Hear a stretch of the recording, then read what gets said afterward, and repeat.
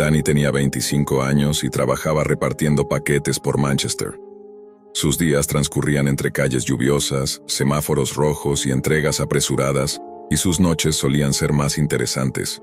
Él y un pequeño grupo de amigos se sumergían en los rincones más oscuros de Internet, no por necesidad, sino por diversión. La curiosidad los había llevado primero a foros de teorías conspirativas, luego a mercados virtuales donde la ilegalidad apenas era un rumor, y finalmente a la Deep Web, un lugar que para Danny aún conservaba un aire de misterio prohibido. Al principio, todo era un juego.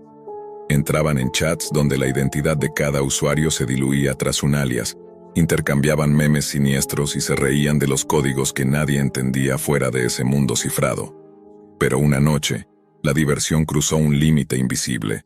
Un enlace compartido por un desconocido los condujo a un stream en vivo con una interfaz anticuada, casi grotesca, en la que se podía ver a una persona atada a una silla, con las manos temblorosas y los ojos desorbitados. Un contador junto a la víctima indicaba que alguien estaba apostando dinero por salvarla. Danny y sus amigos pensaron que era otra broma de la Deep Web, un juego macabro pero ficticio. Nadie esperaba que, con cada acción del stream, la vida de esa persona pendiera literalmente de las decisiones de desconocidos que apostaban desde algún lugar del mundo. Al principio, Danny intentó desconectarse, pero la curiosidad y la adrenalina fueron más fuertes. Observó cómo los comandos de la pantalla se ejecutaban, cómo alguien pagaba para que una cuerda se tensara, y cómo finalmente, un instante de silencio absoluto anunciaba que la víctima había muerto. La risa nerviosa de sus amigos se apagó en segundos, reemplazada por un silencio tenso y pesado. Danny sintió un nudo en el estómago que no desapareció. Su conciencia empezó a susurrarle que lo que habían visto no era un juego. A los pocos días, su vida empezó a desmoronarse. Recibió un mensaje anónimo en su correo. Conocían su nombre completo y su dirección exacta. La amenaza era simple, escalofriante y directa. Sabemos quién eres. Y sabemos lo que hiciste. Las advertencias aumentaron, primero con correos electrónicos encriptados, luego con llamadas silenciosas y paquetes entregados en su propio edificio que contenían objetos inquietantes. Fotos suyas desde la ventana de su apartamento, un mechón de cabello dentro de una bolsa de plástico, notas que mencionaban fechas y lugares que él nunca había compartido. Danny intentó huir de la paranoia. Cambió de número de correo, incluso de rutas al trabajo, pero cada acción que tomaba parecía inútil. Alguien estaba siempre un paso adelante, siempre dentro de su sombra. Empezó a sospechar de vecinos, repartidores de correo, extraños en la calle, incluso de sus amigos, que ahora miraba con desconfianza. Dormir se volvió imposible. Su apartamento, un espacio que antes le ofrecía refugio, se transformó en una trampa de espejos donde cualquier sombra podía ser una amenaza. Al mismo tiempo, la culpa le consumía. Aunque nunca había ejecutado directamente ninguna acción sobre la víctima del stream, Danny se sentía responsable. Había participado de la decisión indirectamente. Había reído y comentado mientras alguien moría. Esa culpabilidad se mezclaba con el miedo constante, creando una tensión que le carcomía las costillas, el pecho y la mente. Se convirtió en una sombra ambulante. Sus amigos comenzaron a alejarse, preocupados por su comportamiento errático. En el trabajo, las entregas se retrasaban porque su cabeza estaba demasiado ocupada vigilando la ventana de enfrente, imaginando que alguien lo observaba. En la calle, sus pasos eran rápidos y nerviosos, los ojos escudriñando cada esquina. Danny empezó a estudiar la Deep Web de manera obsesiva, buscando rastros de aquel stream, intentando entender quién estaba detrás y cómo podía protegerse. Cada hilo que seguía lo llevaba a un laberinto de identidades falsas, cifrados imposibles de romper, mercados negros donde la violencia era moneda corriente. Su vida social se desintegró. Las conversaciones normales le parecían triviales. Las comidas con amigos eran un fastidio. Todo se filtraba a través del prisma de la vigilancia, la amenaza y la culpa. Una noche, mientras revisaba su correo por centésima vez, encontró un mensaje diferente. No había amenazas, ni burlas, ni imágenes inquietantes. Solo un enlace acompañado de un texto simple. Si quieres sobrevivir, observa. Su instinto le gritó que no lo abriera, pero la mezcla de miedo y obsesión fue más fuerte. Al dar clic, la pantalla se llenó de nombres, rostros y ubicaciones. Eran personas reales, algunas de las cuales Danny reconoció vagamente de su barrio. Su respiración se aceleró. Había un patrón, un flujo de información que parecía anticipar movimientos, decisiones y hasta pensamientos. El terror lo paralizó. Danny comenzó a recibir instrucciones encriptadas, lugares donde debía ir, objetos que debía recoger, mensajes que debía entregar sin entender el propósito. Cualquier desobediencia era sancionada con más amenazas, más paquetes siniestros, más recordatorios de que su vida estaba al borde de la desaparición. La paranoia se intensificó. Incluso dentro de su apartamento, dormido o despierto, sentía ojos observándolo desde la oscuridad. Su mente empezó a crear ecos de sus peores miedos, sombras que se movían detrás de cortinas, mensajes cifrados en los anuncios de televisión, incluso voces lejanas que susurraban su nombre. La culpa, la paranoia y la sensación de persecución constante empezaron a deformar su realidad. Danny se transformó en alguien que evitaba cualquier contacto humano que no fuera necesario, alguien que calculaba cada paso y revisaba cada esquina, que dormía con la luz encendida y una linterna cerca de la cama. Su trabajo de repartidor se volvió una rutina mecánica. Llevar paquetes sin mirar a nadie, evitando calles donde podría ser seguido, evitando edificios donde creía que alguien podía estar esperándolo. Cada entrega era un recordatorio de que estaba atrapado en un juego que no había elegido, un juego que lo había atrapado por curiosidad y diversión, y que ahora le cobraba el precio más alto: vivir como un fantasma en su propia ciudad. Danny comenzó a notar que cada paso que daba era observado de manera precisa. No había error posible. Las calles que recorría, las personas con las que cruzaba miradas, incluso la velocidad a la que caminaba, todo parecía registrado. Su paranoia alcanzó niveles que ni él mismo creía posibles. Revisaba cada paquete antes de entregarlo, analizaba cada objeto en su apartamento buscando rastros, escuchaba ruidos mínimos pensando que alguien estaba adentro. Cada vez que cerraba los ojos, veía los ojos de la víctima del stream, los ojos suplicantes que había ignorado por curiosidad y diversión. Esa culpa era un peso físico que lo obligaba a temblar, a girarse cada 5 segundos, a no fiarse de nadie, ni siquiera de sí mismo. Una noche, mientras revisaba foros oscuros de la Deep Web intentando encontrar algún patrón que lo protegiera, encontró un hilo que no había visto antes. El título era simple: "El próximo es tuyo si no juegas". Danny sintió un escalofrío recorrerle la espalda. El post contenía enlaces a transmisiones que mostraban imágenes de su propia ciudad, edificios reconocibles, calles que él recorría todos los días. Y luego lo vio. Un rostro parcialmente iluminado que lo observaba desde la pantalla. No había dudas, lo estaban vigilando en tiempo real. Los días siguientes se convirtieron en un ciclo de terror constante. Recibía paquetes cada vez más siniestros. Una fotografía de su apartamento desde un dron desconocido.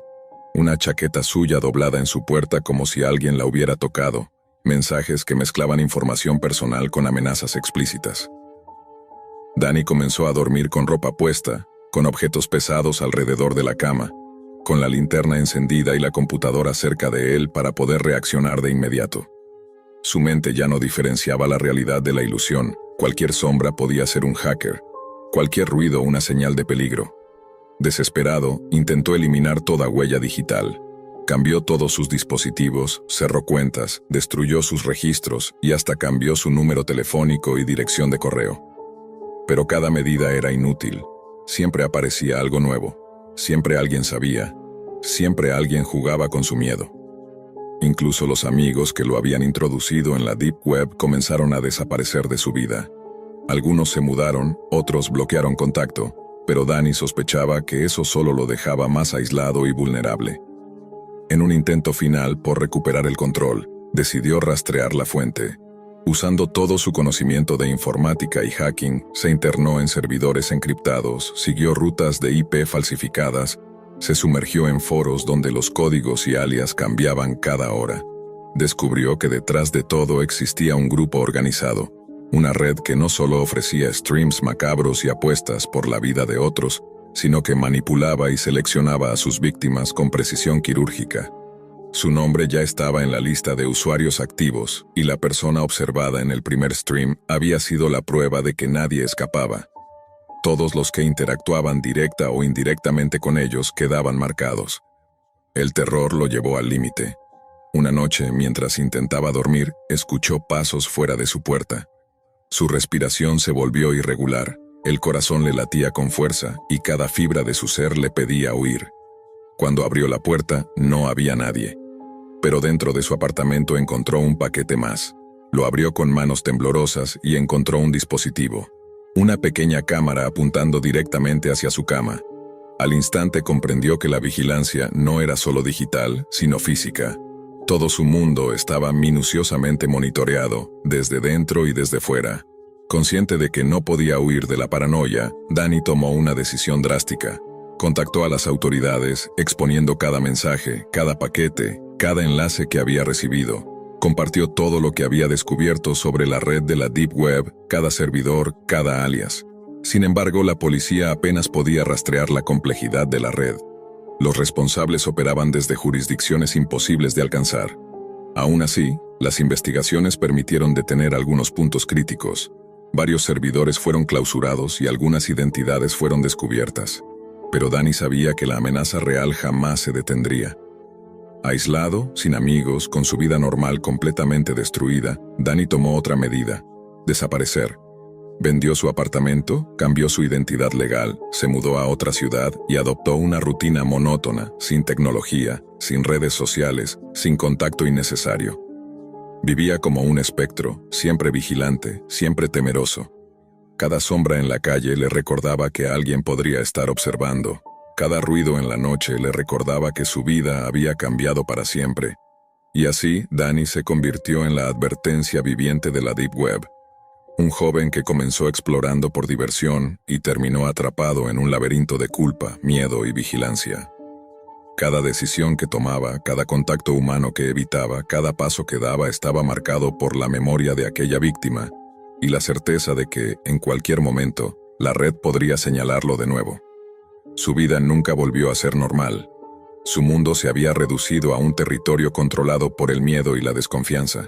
Un territorio donde cada mirada podía ser mortal, y donde la diversión de explorar la Deep Web se había transformado en una condena perpetua. Danny aprendió demasiado tarde que algunos secretos de Internet no solo son peligrosos, sino implacables. Lo que empieza como curiosidad puede terminar en una cadena de eventos que nadie puede controlar, un abismo del que no se puede escapar y cuya sombra te seguirá hasta el último día de tu vida. La Deep Web no olvida, no perdona, y nunca deja ir a quienes cruzan su frontera por simple diversión. No cometas el mismo error que yo. La curiosidad puede ser peligrosa, y en la Deep Web, lo que parece un juego puede convertirse en una pesadilla real. Cada clic, cada enlace, cada interacción deja un rastro que puede volverse contra ti de maneras que ni siquiera imaginas. Yo creí que solo estaba explorando por diversión, y terminé atrapado en un mundo donde no hay vuelta atrás. No pienses que estás a salvo detrás de una pantalla. La red no olvida, y quienes operan en sus rincones oscuros observan más de lo que puedes comprender. Te enseñan que la vida es un juego, que puedes manipular situaciones, que puedes mirar sin consecuencias, hasta que descubres que tus decisiones tienen un precio que puede ser demasiado alto para pagar. Aprendí demasiado tarde que la curiosidad puede destruirte. Las amenazas, la culpa, la paranoia. Eso es lo que queda cuando te involucras en algo que excede tus límites. Si valoras tu vida y tu cordura, mantente alejado de lo que no puedes controlar. No juegues con la oscuridad, no sigas mis pasos. Sean no podía creerlo cuando vio el mensaje. Hola Sean, soy yo Mercedes, ¿podemos vernos? Su corazón dio un vuelco. Habían pasado años desde que ella se había ido, dejando atrás promesas rotas, noches de lágrimas y el silencio pesado de los recuerdos. A pesar de todo, la curiosidad y el rastro de nostalgia lo arrastraron. Abrió el enlace que venía con el mensaje, un enlace extraño que parecía pertenecer a algún servicio de mensajería cifrada que nunca había usado. Su instinto le decía que algo estaba mal, pero una parte más profunda, más vulnerable, lo convenció de responder. Mercedes propuso un lugar. Un café discreto en el centro de la ciudad, un espacio que parecía demasiado perfecto para ser casual. Sean revisó el mapa en su teléfono, notando que el lugar era accesible, casi íntimo, con luces cálidas que se filtraban por los ventanales. Mientras conducía, recordó los días de universidad, las discusiones tontas, los secretos compartidos en habitaciones oscuras iluminadas por la luz tenue de lámparas antiguas. Cada recuerdo parecía mezclarse con el nerviosismo de la anticipación. Cuando llegó, el café estaba casi vacío. Una figura familiar se recortaba entre la penumbra. Mercedes, igual que la recordaba, pero con una sonrisa que parecía medirlo todo. Sean sintió una mezcla de alivio y temor. Se saludaron con un abrazo breve, tenso, cargado de recuerdos no resueltos. Hablaron de banalidades al principio: trabajo, viajes, cambios de vida. Mercedes parecía encantadora y persuasiva, cada palabra cuidadosamente calculada, cada gesto medido para atraerlo. Al terminar el café, Mercedes sugirió dar un paseo por un parque cercano, uno apartado, bordeado por árboles que dejaban pasar solo destellos de la luz del sol. Sean aceptó, atraído por la familiaridad del gesto, la sensación de que todo podía volver a ser como antes, aunque parte de él sabía que estaba entrando en terreno peligroso. A medida que avanzaban, las sombras del bosque parecían alargarse. Los sonidos del tráfico y la ciudad se desvanecían, dejando solo el crujido de las hojas bajo sus pies. De repente, una mano lo empujó desde atrás, fuerte y segura. Sean intentó reaccionar, pero la sorpresa y la fuerza combinadas lo hicieron caer. Una capucha negra cubrió su cabeza y una voz masculina y profunda lo obligó a callar mientras lo arrastraban hacia una van estacionada entre los árboles. Sus manos y pies fueron atados con precisión, dejando poca esperanza de resistencia. Cada movimiento estaba calculado, cada golpe de adrenalina mezclado con el miedo más puro. El trayecto fue breve pero eterno. La van parecía avanzar a través de un túnel interminable de oscuridad, los faros apenas iluminando los árboles que pasaban veloces. Sean intentaba recordar cualquier detalle que pudiera usar para escapar, cualquier herramienta, cualquier objeto, pero la sensación de impotencia crecía con cada minuto. La respiración de los secuestradores, los silencios cargados de intención, todo formaba un ritual que lo envolvía en un terror paralizante. Finalmente, la van se detuvo. Sean fue arrastrado hacia un claro en el bosque. La noche había caído por completo, y la luz de la luna apenas iluminaba la escena. Alrededor de él, figuras encapuchadas formaban un círculo, murmurando palabras que Sean no podía entender, pero que tenían un ritmo hipnótico y aterrador. En el centro, una pira de madera esperaba, empapada con un olor fuerte a gasolina. Sean sintió como su corazón se aceleraba mientras comprendía la magnitud de su situación. Mercedes apareció frente a él, su rostro parcialmente iluminado por la luz de la luna. La sonrisa que había tenido en el café ahora parecía un gesto calculado y cruel. Su voz, que antes había sido cálida, resonó con un tono de traición. ¿Recuerdas todas esas promesas que rompimos, Sean? Hoy vamos a hacer algo mucho más memorable. Las figuras encapuchadas lo rodearon, formando un límite que parecía imposible de romper. Sean intentó zafarse, forcejeando, pero las cuerdas le quemaban la piel y limitaban sus movimientos. Cada intento solo aumentaba la tensión y la desesperación.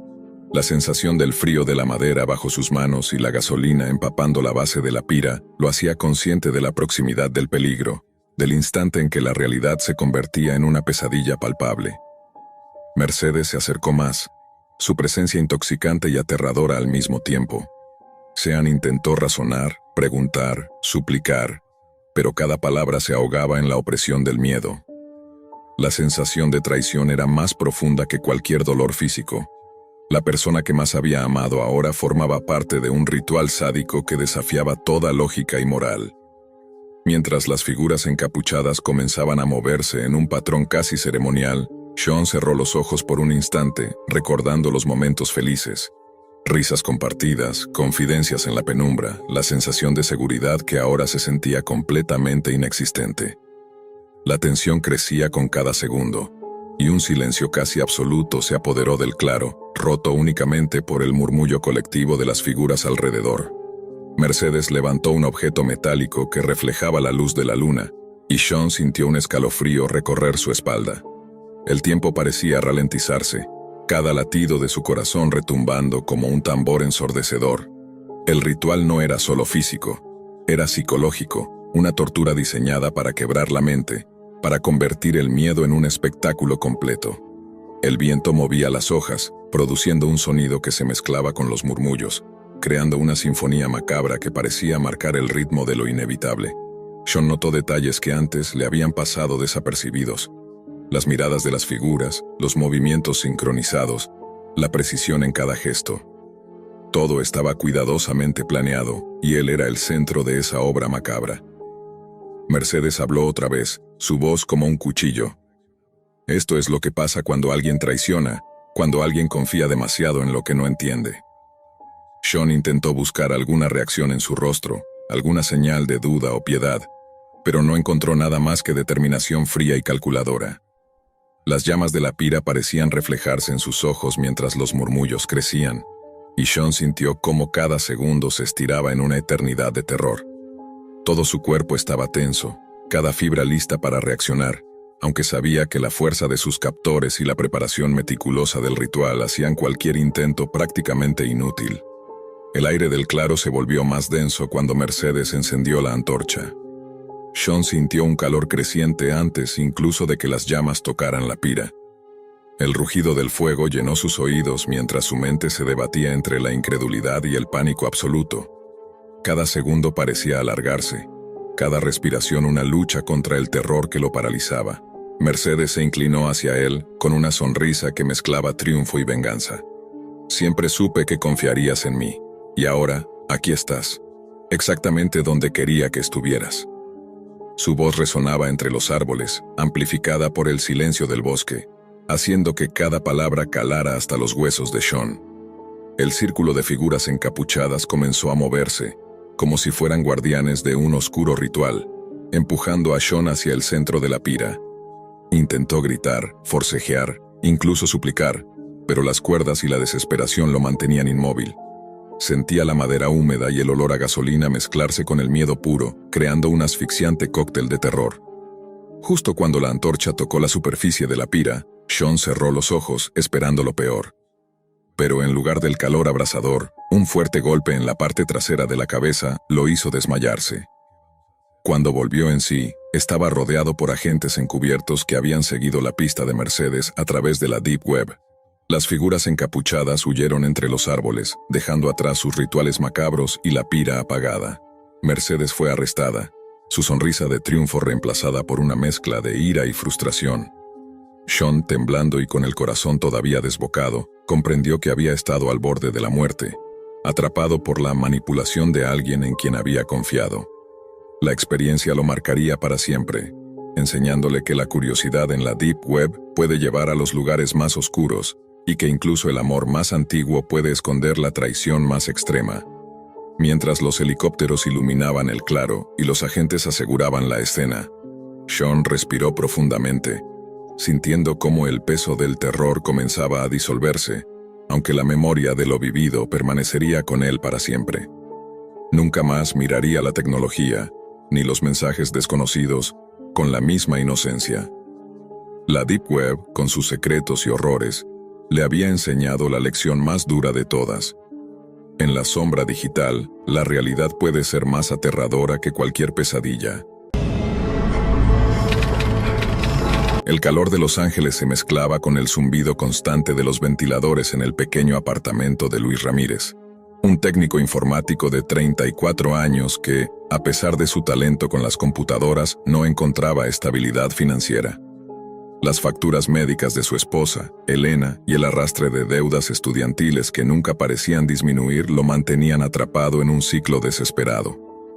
Había trabajado en soporte técnico, reparado redes, ofrecido sus servicios en línea, pero todo resultaba insuficiente. Cada vez que abría el correo electrónico, encontraba nuevas notificaciones de cobros pendientes. Una noche, navegando entre foros de freelancers, se topó con un hilo oculto que parecía llevar más allá de la superficie común de Internet. Un usuario anónimo mencionaba trabajos rápidos y bien pagados en un rincón de la Deep Web, donde, según él, se contrataban especialistas para tareas discretas. Luis dudó, pero la ansiedad lo empujó a probar. Descargó el navegador necesario, configuró proxies, y en cuestión de minutos estaba frente a un mercado digital sombrío, donde los perfiles no mostraban fotos ni nombres, solo alias acompañados de estrellas de reputación.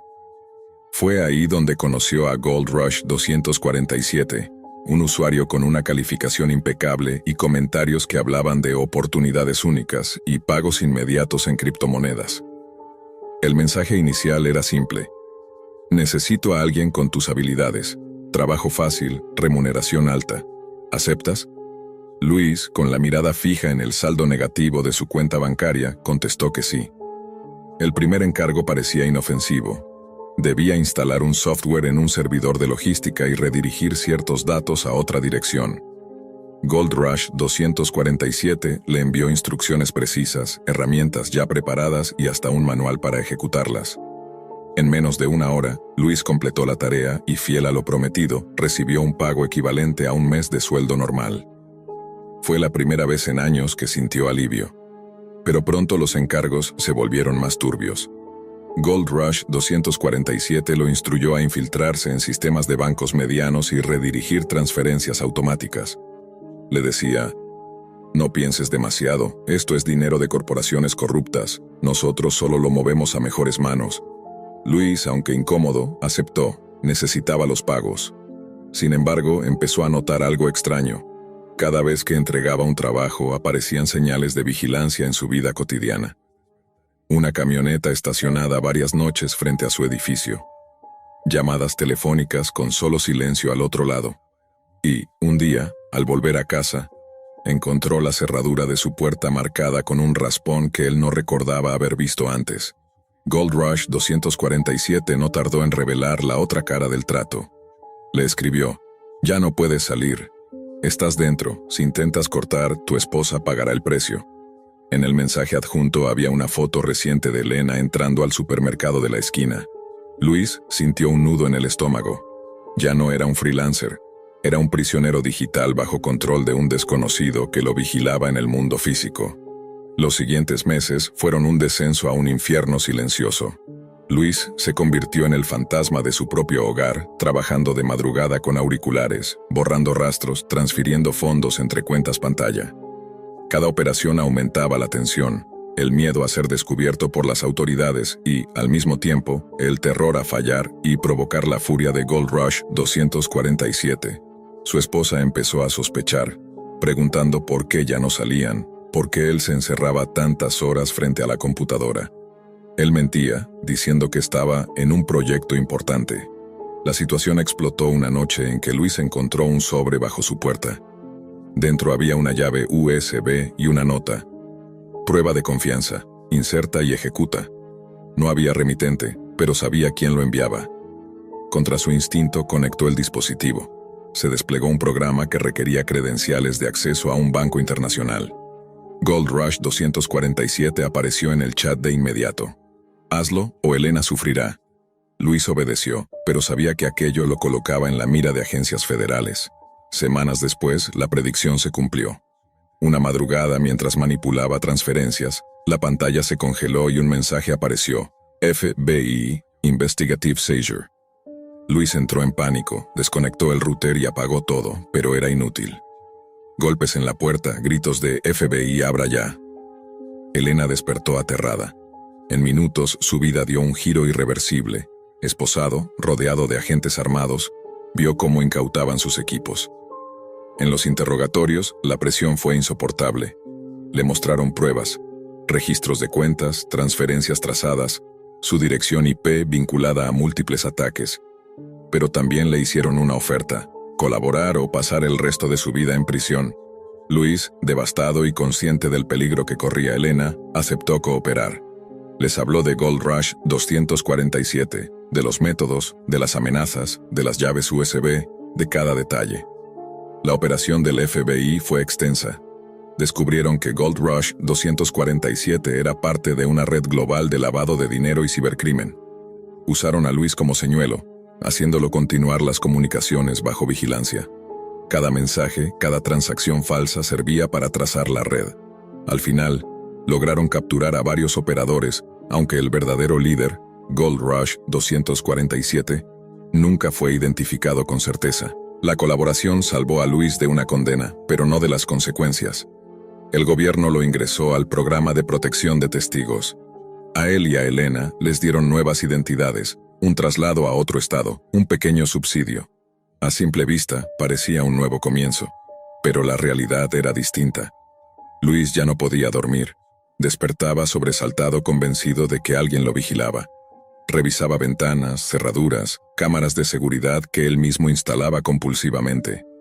Cada vez que navegaba en Internet, incluso para cosas triviales, sentía que Gold Rush 247 podía aparecer de nuevo en su pantalla. Lo peor era la culpa. Sabía que su trabajo había facilitado robos multimillonarios, que inocentes habían perdido ahorros, que empresas pequeñas habían quebrado. Elena intentaba consolarlo, diciendo que habían hecho lo correcto colaborando con el FBI, pero él no podía perdonarse. Caminaba como un fantasma, recordando que todo empezó por un simple clic en un foro de la Deep Web. Pasaron los años, pero la paranoia nunca lo abandonó. En cada ciudad a la que se mudaban bajo identidades falsas, Luis encontraba signos que lo inquietaban. Un sobre vacío en el buzón, un correo extraño sin remitente, un auto estacionado frente a su casa. Quizá eran coincidencias, quizá no. Lo cierto es que, aunque la ley lo había protegido, en su mente la deuda seguía abierta. Una noche, mientras miraba a Elena dormir, comprendió que la deuda eterna no era solo con quienes lo obligaron, ni con el FBI que lo usó, ni con los criminales a los que traicionó. Era con él mismo, por haber abierto una puerta que jamás debió cruzar. La Deep Web, ese laberinto oscuro que prometía soluciones rápidas, lo había condenado a una existencia marcada por el miedo y el arrepentimiento. Y en el fondo de su conciencia, una voz le recordaba que Gold Rush 247 nunca había sido atrapado. El periodismo nunca había sido lo que soñé de niño. Al principio lo imaginaba como algo heroico. Perseguir la verdad, destapar secretos, incomodar a los poderosos. Pero en la Facultad de Periodismo en Madrid descubrí que la mayoría de mis compañeros pensaban más en convertirse en presentadores de televisión que en investigadores. Yo, en cambio, me obsesioné con lo oculto. Con esas historias que nunca salían en los periódicos, con aquello que se escondía en las sombras de la información oficial. Quizá por eso terminé interesándome en la Deep Web, esa cara subterránea de Internet de la que todos hablan pero pocos conocen de verdad. No era la primera vez que entraba. Desde hacía meses había aprendido lo básico: instalar Tor, moverme entre páginas con direcciones interminables llenas de letras y números al azar, esquivar sitios demasiado sospechosos. Al principio, todo lo que encontraba eran foros de hackers, tiendas ilegales, charlas sobre criptomonedas y teorías conspirativas, lo típico. Pero la curiosidad no se conformaba con lo típico. Fue una madrugada de otoño, con la ventana abierta y el ruido distante de la Gran Vía filtrándose entre las cortinas, cuando encontré un enlace distinto en uno de esos tablones anónimos. El hilo llevaba por título: Transmisiones prohibidas. No era el clásico Red Room lleno de rumores morbosos. Era algo más discreto, casi burocrático, una lista de enlaces acompañada de fechas y breves descripciones. Uno decía cámara de almacén vacío, 24/7. Otro, entrada trasera de una comisaría. Más abajo encontré, stream de pasillos residenciales, calidad HD. La descripción no decía nada más, pero algo me empujó a hacer clic. La pantalla se volvió negra unos segundos, luego apareció el video en vivo. Una imagen granulada, fija, como de cámara de seguridad. Reconocí el espacio en el mismo instante en que mi cerebro intentó negarlo. Era el pasillo de mi edificio, en la tercera planta, justo el piso donde vivía yo. Las baldosas gastadas, el extintor rojo pegado a la pared, la puerta metálica que siempre chirriaba. No había error. Al principio pensé que era una coincidencia. ¿Cuántos pasillos podrían parecerse a ese? Pero entonces la cámara giró apenas unos grados y mi corazón dio un vuelco. Se veía claramente mi puerta con la pegatina descolorida del número 3B. No recuerdo haber respirado. Cerré la pestaña de golpe, como si eso pudiera borrar lo que acababa de ver. Sin embargo, la curiosidad, el mismo veneno que me había llevado hasta allí, me obligó a abrir de nuevo el enlace. El stream seguía activo. La cámara estaba allí, mirándome desde afuera, transmitiendo en vivo a cualquiera que supiera dónde buscar. Me quedé horas frente a la pantalla, incapaz de apartar la vista. Al principio no pasaba nada. Solo el silencio del pasillo. Algún vecino cruzaba, siempre borroso por la calidad del video. Pero después de las 2 de la mañana, algo cambió. Una figura apareció al fondo del pasillo. Alta, delgada, inmóvil. No se acercaba ni se alejaba, solo estaba ahí, como si supiera que yo estaba mirando. El cosquilleo en la nuca me obligó a voltear hacia mi propia puerta, como si de algún modo pudiera ver a través de las paredes. El monitor me devolvía la imagen de ese ser estático, casi fundido con las sombras. Entonces comenzaron los golpes. Primero, suaves, toc-toc en la puerta. Luego, más fuertes, retumbando en la madera como martillazos. Salté de la silla con el corazón golpeando más rápido que aquellos puños invisibles. Me acerqué despacio y miré por la mirilla. Nada. El pasillo estaba vacío. Corrí de vuelta al ordenador. La transmisión mostraba a la figura aún allí, quieta, pero la cámara no la enfocaba directamente hacia mi puerta. Estaba a unos metros más allá, y sin embargo los golpes continuaban, como si vinieran de dentro de las paredes. No dormí esa noche, ni la siguiente. 3 días después, cuando el cansancio empezaba a nublarme los sentidos, encontré algo debajo de la puerta al regresar de clase. Una nota doblada en 2. El papel era áspero, como reciclado, y la tinta temblorosa, escrita con prisa. Gracias por vernos. Ahora podemos verte a ti también. El pánico me paralizó. Revisé todas las cerraduras hasta las bisagras. Llamé al casero para preguntar si alguien había pedido una copia de la llave. Nadie. Lo peor era la transmisión. Seguía activa. Cada vez que entraba al foro, mi pasillo estaba allí. A veces la figura volvía a aparecer, más cerca. Una noche incluso vi un sobre deslizarse por debajo de mi puerta, en directo, segundos antes de que me levantara y encontrara la nota en el suelo. Decidí mudarme. Era lo único lógico. Empaqué lo poco que tenía y alquilé un estudio al otro lado de la ciudad. La primera noche allí dormí como no lo hacía desde semanas atrás. Me convencí de que todo había quedado atrás, de que era un juego macabro de alguien con acceso a las cámaras de mi edificio. Hasta que a las 3 de la mañana me despertó un golpe seco en la pared junto a mi cama. Pensé que serían vecinos, pero al salir al pasillo no vi a nadie, ni un ruido, ni un paso. Volví a mi cuarto, temblando, y el golpe se repitió. Más fuerte, esta vez en la puerta. No tenía computadora aún instalada en el nuevo apartamento, pero algo me decía que, si la tuviera, y entrara al foro de transmisiones prohibidas, allí estaría de nuevo. La cámara, mi pasillo, mis paredes. Como si hubiera abierto una puerta imposible de cerrar. Los días en el nuevo apartamento se convirtieron en una rutina de terror. Al principio, trataba de convencerme de que los ruidos eran normales, producto de vecinos torpes o de tuberías viejas. Pero cada noche, casi a la misma hora, los golpes regresaban. Primero en las paredes, luego en la puerta, después en lugares imposibles como el armario o el techo. No podía evitar sentir que los golpes tenían un ritmo, como si alguien estuviera comunicándose conmigo a través de un código secreto. Toc, toc, silencio, toc. Me levantaba a escribirlos en un cuaderno, intentando descifrar algún patrón, una palabra oculta, algo. Pero solo terminaba con páginas enteras de marcas incomprensibles. Busqué ayuda, primero con mis profesores en la facultad. Les hablé de mi investigación sobre la Deep Web, pero omití lo del pasillo de mi edificio. La mayoría me miraron con aburrimiento, aconsejándome que escribiera sobre criptomonedas o la Dark Economy. Uno, sin embargo, me escuchó con atención. El profesor Varela, un viejo reportero que había trabajado en conflictos armados. La Deep Web, me dijo encendiendo un cigarro en su despacho, no es un lugar en sí, es un espejo. Si miras lo suficiente, no ves secretos, te ves a ti mismo. No entendí del todo, pero sus palabras se me clavaron como un eco sin respuesta. Esa noche, ya en casa, encendí el portátil que había reinstalado con Tor. Busqué de nuevo el foro de transmisiones prohibidas. La lista estaba allí, como siempre, creciendo con nuevos enlaces cada día. Y ahí lo vi, un título que me heló la sangre. Habitación estudio, tercera planta, vista interior. Hice clic. La transmisión tardó en cargar, como si la conexión resistiera. La imagen apareció borrosa al principio, luego se aclaró. Era mi propio cuarto, desde la esquina superior, justo encima de la cama. Me vi a mí mismo sentado frente al portátil, con la mirada fija en la pantalla. Era como un reflejo en vivo, un bucle infinito, yo mirando la transmisión en la que yo mismo aparecía. Me levanté de golpe, mirando cada rincón. No vi cámaras, ni cables, ni nada sospechoso.